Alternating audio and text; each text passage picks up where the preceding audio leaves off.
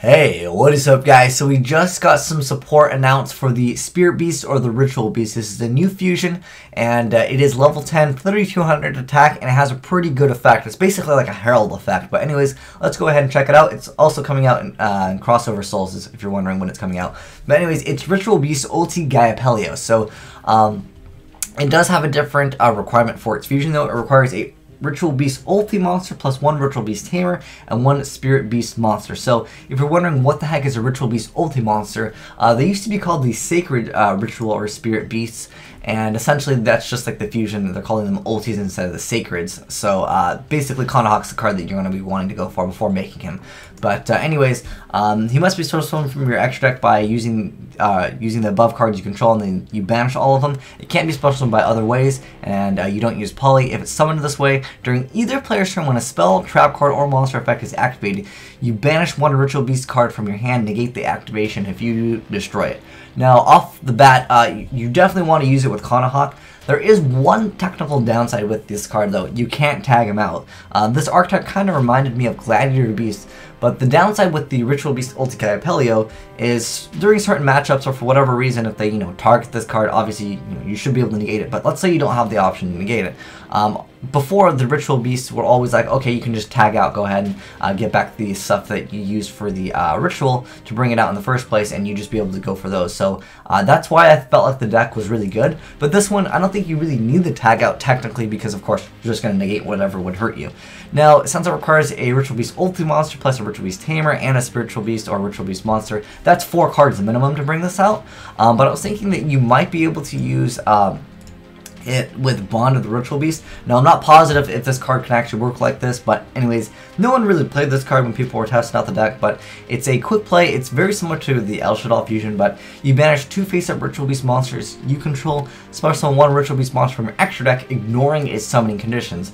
Now, sometimes ignoring summoning conditions in the game of Yu-Gi-Oh! Does not actually mean that. There's certain cards that they just require the cards and you're just not able to get them out. But let me know, guys, does it actually work with this card? Because if it does, I will definitely mess around with this once it actually comes out in DevPro, and I will probably just main deck through these just to bring it out as quickly as possible, and we'll see if that actually works and it lets you bring out Gaia. But if not, then I'll probably just skip out on this card, because I feel like this is more like a win harder card, but it can be used in the right circumstances pretty well. But for the most part, if you make this card, first off, you're going to make Conahawk before, because that way you're able to add a card to your hand. So let's say for whatever reason you're able to somehow get it out second turn or something like that. So let's say you go first, you have 5 monsters, you're able to normal, then you get like an additional normal summon or something like that, because I believe like most of the tamers they allow you to do that, or you can bring it back from the graveyard. But anyways, you're going to be getting out another monster, and then from there you maybe go for a fusion, you go for Conahawk or whatever you go for, and then next turn you go ahead and you do the same thing again. You normal and then you special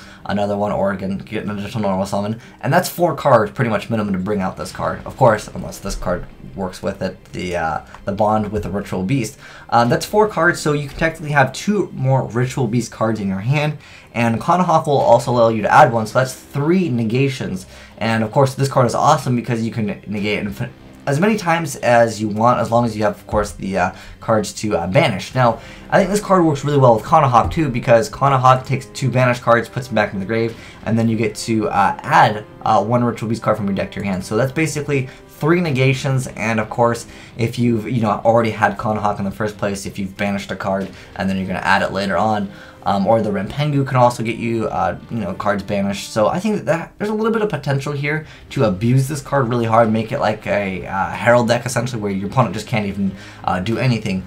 And overall, I think the deck is pretty good. It can have an okay matchup against Necros, especially the newer Necros, because they only have 1 Unicorn, because that will, obviously negate everything from the extra deck. But the Ritual Beast Ambush in combination with the Ritual Beasts are 2 fantastic cards.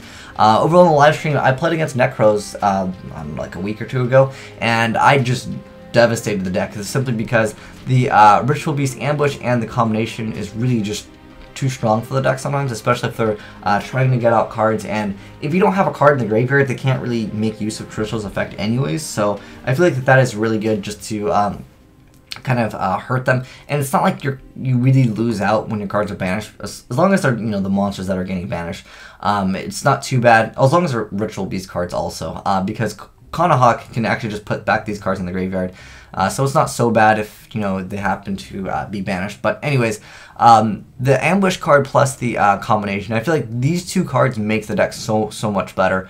But like I said, there is technically one downside with this card where you can't tag out, because it's nice to activate the Ritual Beast effect to tag itself out and then go for 2 of the monsters that you use to summon it, because against a deck that requires you to have your opponent to have stuff from the extra deck. So an excellent example would be something like Shadal's. If you happen to have a Ritual Beast and they go Shadal Fusion, you go ahead and tag out your Ritual Beast, and then you bring out 2 of the other monsters. They have to Shadal Fusion from their hand, which is definitely minus, and they don't want to do that. But that's still some pretty good support for the Ritual Beast. But guys, let me know if you're excited about this card. Would you be playing it? If you've never seen Spirit Beast, I have videos already. I'll add them to the description box below, and you guys can check them out. But I think Bond with the Ritual Beast, like I said, if it works with this, I think it's amazing. But let me know if it does or doesn't work like that, because, you know, welcome to the game of Yu-Gi-Oh! Where sometimes I don't even know how things work. Like, even the creators of this game, sometimes they change their mind of different effects and stuff like that. But anyways, thanks for watching, guys. Asian Eyes out.